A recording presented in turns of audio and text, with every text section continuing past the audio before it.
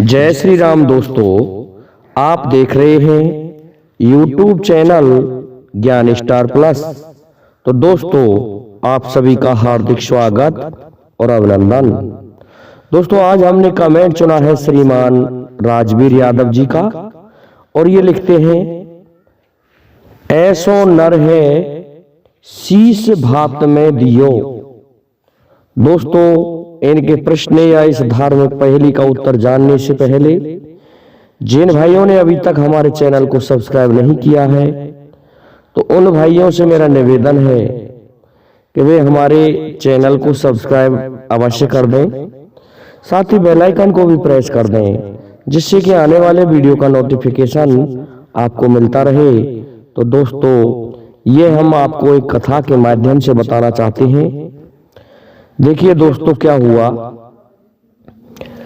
कि भीम, अर्जुन, नकुल, सहदेव और युधिष्ठिर और माता कुंती, जब इन सभी को लाक्षागृह में जलाया गया, तो ये वहां से अपने प्राणों को बचा करके और चले जाते हैं और छद्म वेश में इधर उधर घूमने लगते हैं, भटकने लगते हैं।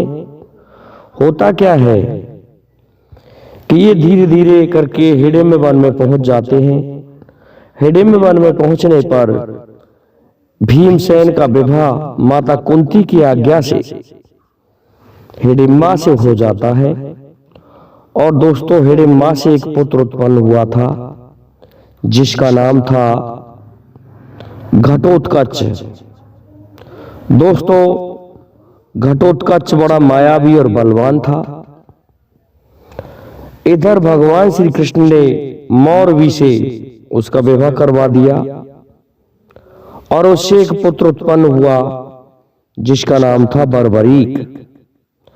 दोस्तों, जब कुरुक्षेत्र में दोनों दलों की सेनाएं आमने सामने थीं, तो उस समय उनकी दादी मां हिडिंबा ने बर्बरीक से कहा कि बर्बरीक, सभी युद्ध में जा रहे हैं, हमारे तो 5 पांडव हैं और हो सकता है उनकी हार होगी, क्योंकि कौरवों की विजय होनी है, उनकी संख्या ज्यादा है। इसलिए पुत्र, तुम हारे की तरफ रहना और तुम युद्ध में जाओ। इस पर कहने लगा बर्बरीक कि मां, मैं 3 बाणों से ही समस्त महाभारत युद्ध को समाप्त कर दूंगा और मैं हारे की तरफ ही रहूंगा। तो दोस्तों, अपनी दादी मां के वचनों को सुन के बर्बरीक कुरुक्षेत्र की तरफ चल देता है, अपने 3 बाणों को ही अपने तरकस में रख के। दोस्तों, इधर इस बात का पता भगवान श्री कृष्ण को चल जाता है। भगवान श्री कृष्ण सोचते हैं, यदि बर्बरीक आ गया तो निश्चित है अपनी दादी मां के प्रण को ही पूरा करेगा, जिसमें पांडवों की जीत होगी और कौरवों की हार होगी, और बर्बरीक हारे की तरफ रहेगा। इसलिए कौरवों की तरफ हो जाएगा और निश्चित ही ये पांडवों को समाप्त कर देगा। इसलिए किसी भी तरह से बर्बरीक को युद्ध में भाग लेने से रोका जाए। तो भगवान कृष्ण क्या करते हैं दोस्तों, एक ब्राह्मण का वेश बना लेते हैं और गरीब ब्राह्मण का वेश बना करके रास्ते में ही बर्बरीक के पास आ जाते हैं और बर्बरीक से कहते हैं कि अहो वीरवर, आप कहां जा रहे हो और कौन हो? इस पर बर्बरीक कहता है कि मैं पांडु नंदन भीमसेन का पुत्र हूं और मैं हारे की तरफ रहूंगा, ये मुझसे मेरी दादी मां ने कह दिया है। इस पर भगवान कहते हैं कि वीर, आपके पास तो केवल 3 ही बाण हैं इस तरकस में। वो कहने लगता है कि मेरे 3 बाण 3 ही काफी हैं, मेरा एक बाण एक लोक को नष्ट कर देगा, इस तरह के बाण हैं मेरे। तो भगवान श्री कृष्ण ने बर्बरीक की परीक्षा लेनी चाहिए।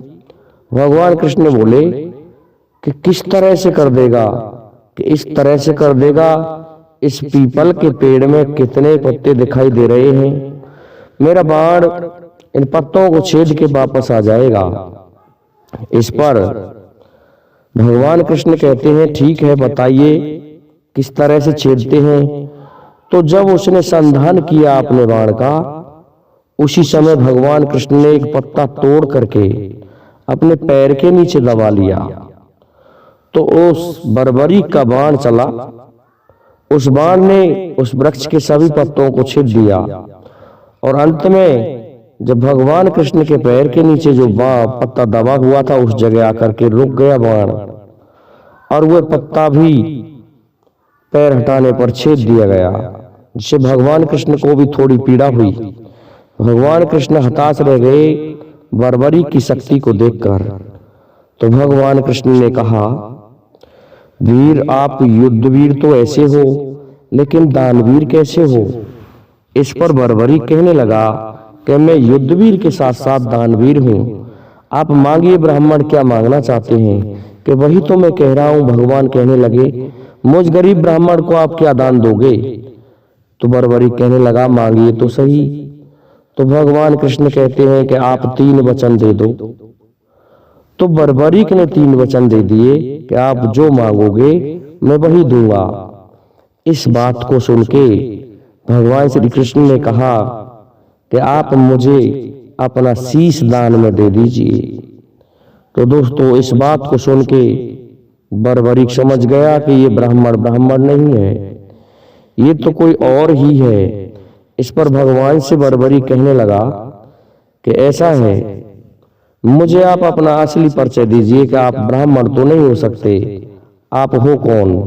तो भगवान श्री कृष्ण कहते हैं कि देखो मेरा स्वरूप, मैं कौन हूं। तो भगवान को अपने सामने देख करके बर्बरीक प्रसन्न हो जाता है और कहता है कि प्रभु, मैं आपको मेरा शीश दान में अवश्य दूंगा। बर्बरीक ने उसी स्थान पर अपना शीश दान में दे दिया। और शीश दान में दे करके बर्बरीक कहने लगा, लेकिन मैं युद्ध देखना चाहता हूं प्रभु, आपने तो मुझे यहीं समाप्त कर दिया। भगवान कृष्ण कहने लगे कि आपकी जो इच्छा है बर्बरीक, वह अवश्य पूरी होगी, क्योंकि आप बहुत बड़े दानी हैं। इसलिए आपका ये शीश मैं ऐसे ऊंचे स्थान पर इसको स्थापित किए देता हूं और इसे दिव्य दृष्टि प्रदान करता हूं कि यहीं से महाभारत युद्ध का सारा दृश्य देखेगा। दोस्तों, भगवान स्थापित करके चले जाते हैं एक ऊंचे स्थान पर। और जब युद्ध होता है, युद्ध समाप्त होने पर पांडव अपने अपने लिए विजयश्री की वाहवाही कर रहे थे कि इस युद्ध को हमने जीता है, हमने जीता है। लेकिन भगवान कहने लगे, कैसा है, तुम्हें मैं मेरे साथ लेके चलता हूं, ये युद्ध किसने जीता है?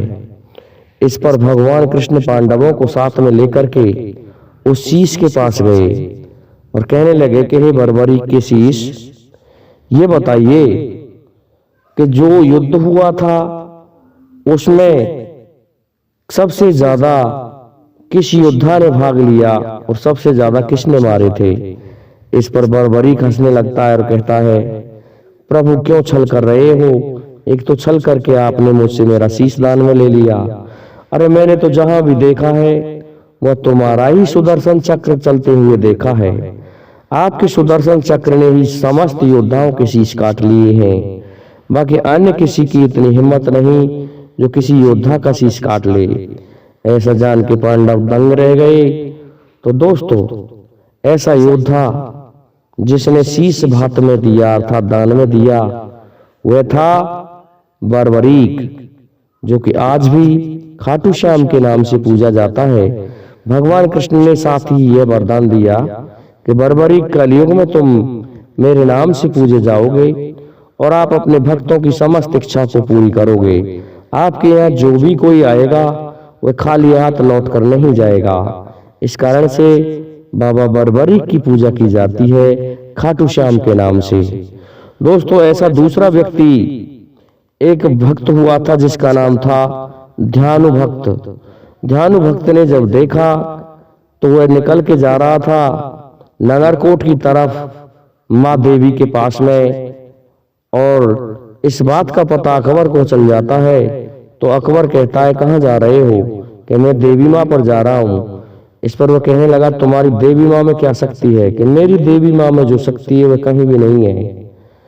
तो वह कह देता है ठीक है, ऐसा है, मैं तुम्हारे एक लड़के की भेंट चढ़ाऊंगा, अगर ये लड़का बच गया तो मैं समझ जाऊंगा कि तुम्हारी देवी माँ में शक्ति है। दोस्तों ध्यान भक्त जाता है और ध्यान भक्त ऐसा कह के बादशाह से देवी माँ के चरणों में पहुंच जाता है। वहां जाके अपना शीश चढ़ा देता है देवी पर। देवी प्रसन्न होती है, ध्यान भक्त को वापस जीवित करती है और कहती है कि जाओ, आपका पुत्र बच जाएगा। जब भेंट चढ़ाने का समय आया तो उसमें से दोस्तों उस बच्चे को माँ ने अपनी शक्ति से निकाल दिया और उसके स्थान पर एक बकरे का बच्चा रख दिया। जब देखा कि लाओ भाई उस लड़के को अब हम चढ़ाएंगे दान, अब ये कैसे बचेगा, जब निकाल के लाए तो दोस्तों वो एक बकरे का बच्चा निकला, लड़का तो था ही नहीं। कहने लगा बादशाह ये क्या हुआ? कि इसका कारण देवी माँ है, कि वो लड़का तो मेरे घर खेल रहा है, घर से बुलाया तो लड़का घर खेल रहा था। तो दोस्तों एक ध्यान भक्त हुआ था जिसने देवी माँ पर अपने शीश को चढ़ा दिया था। तो इस तरह से मैं समझता हूं आपको वो व्यक्ति मिल गया जिसने शीश भात में दिया है। दोस्तों आज के लिए इतना ही काफी है। जय हिंद, जय भारत, जय जय श्री राम।